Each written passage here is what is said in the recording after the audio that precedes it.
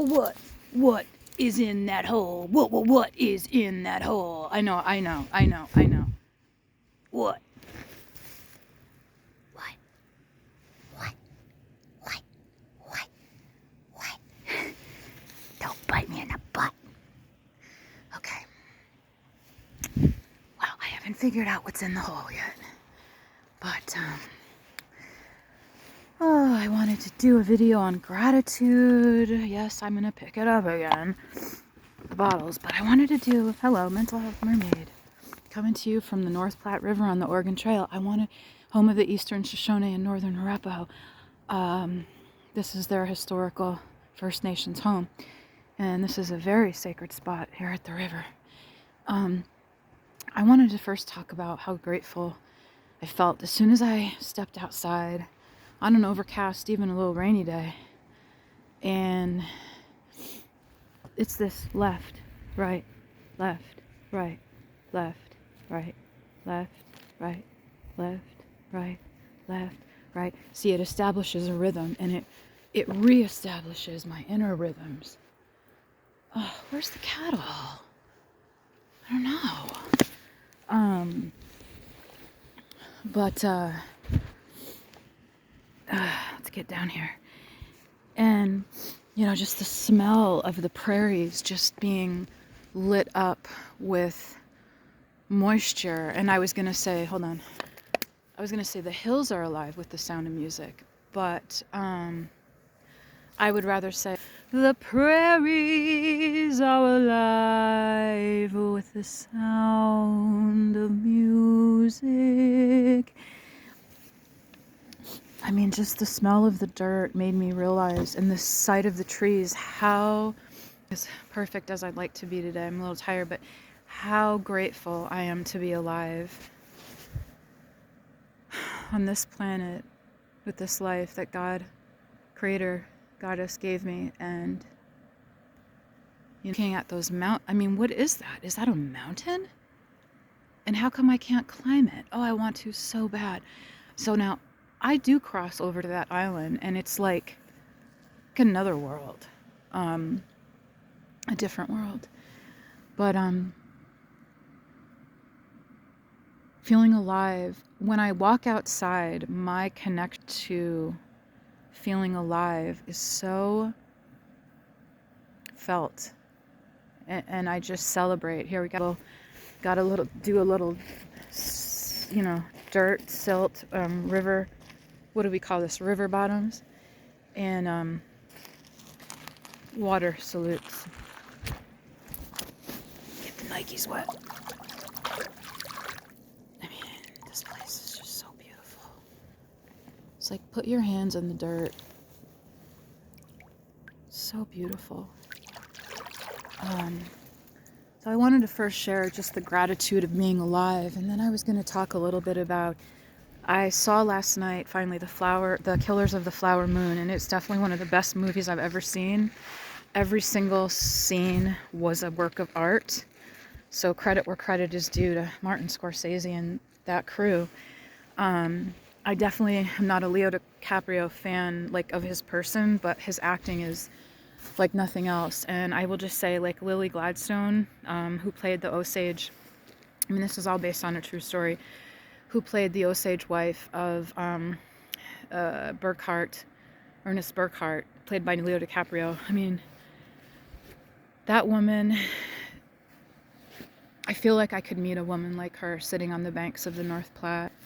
I feel like I do meet a woman like her every time I sit on the banks of the North Platte, even though I don't talk to anyone at all. It's that, God, her power and her strength and her beauty and her connection to the earth, and really her intuition speaking to her throughout the whole movie that, know thine enemy. There is an enemy in your house. True story. Husband is actually, I don't want to give the story away if you haven't seen it, but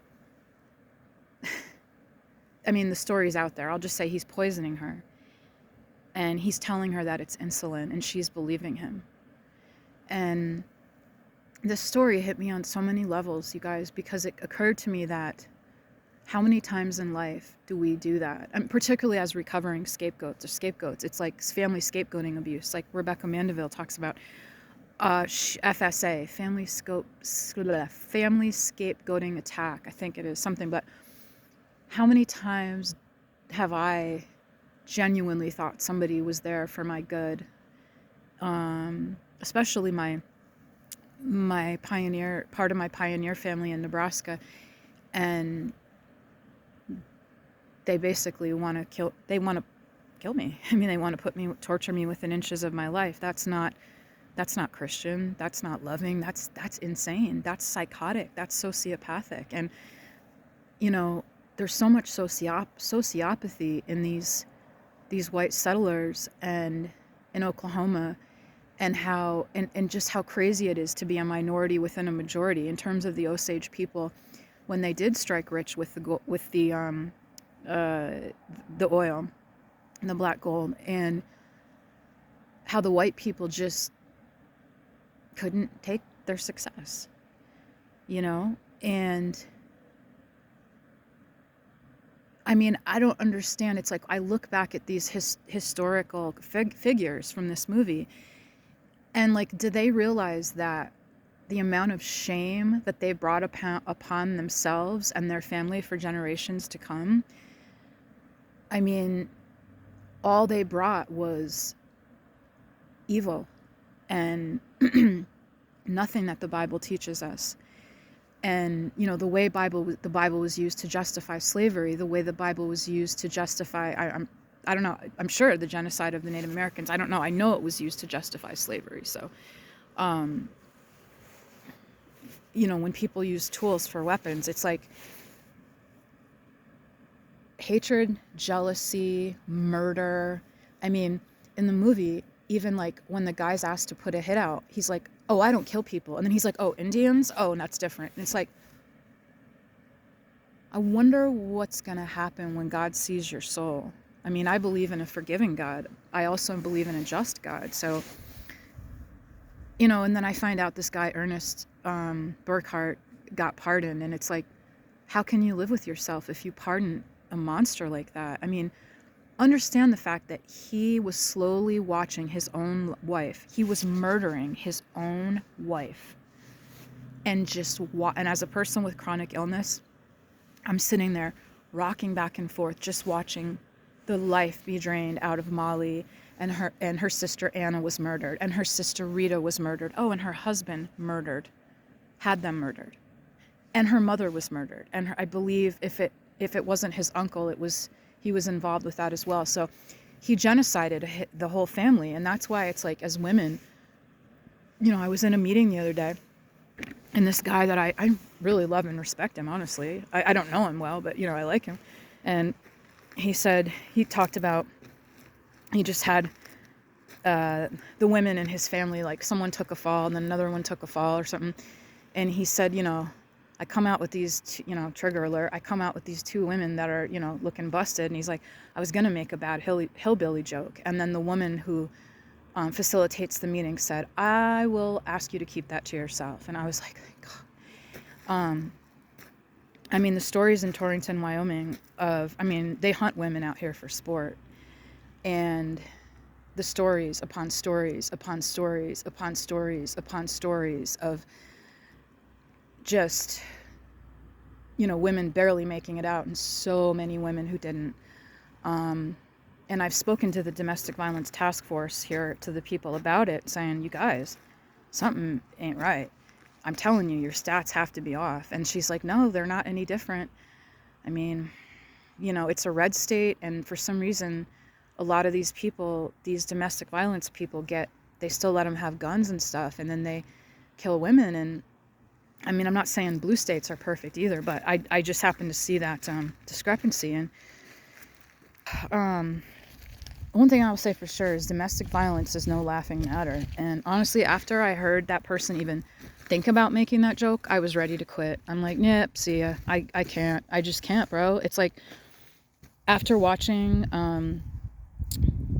Killers of the Flower Moon, and just realizing like how many women and Native people and Black people and brown people and disabled people and gay people and people who have the courage to stand up and do the right thing. I mean, they've been murdered. They've been murdered so many times. And, you know, with the women, I mean, this culture where I'm not going to make a whole thing about my ex right now. And thank God I was relatively safe. If you can call being essayed by your ex relatively safe, but I just thank God I made it out alive. You know, went to the police, went a little too late, but anyhow, this culture, you know, see, he came from down south, and so when people talk about, you know, making hillbilly jokes about domestic violence, it's like, you know, his mother was a great friend of mine from Kentucky, and the stories that she had about her ex-husband, and going to the local police and saying, you know, this guy in Mayfield, Kentucky, you know, saying, you know, this man is trying to kill me. He put her in the hospital 3 times, and the police would say to her, oh, now, so, and I don't want to say her name, so-and-so, you know how Rhonda Dale gets when he drinks. Now just go home and he gonna sober up. It's all gonna be okay.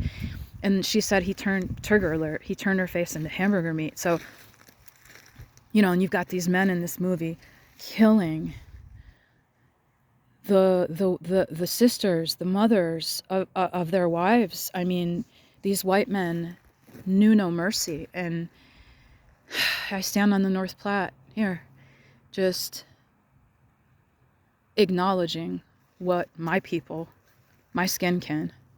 I don't want to call them my people, but I mean, because they, like I said, in Nebraska, I mean, they tortured me within inches of my life, and quite frankly, their own.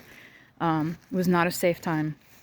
And I just thank God, higher power, that, and then getting into 12-step again, that, you know, and my all the stuff, all the good stuff that you know, thank God for my good parents, and I was raised differently, and thank God I made it out of that alive. But, you know, we come from pioneer history, and I'm sorry, man, it's like if I don't have the courage to look at I don't have the, what am I doing, right?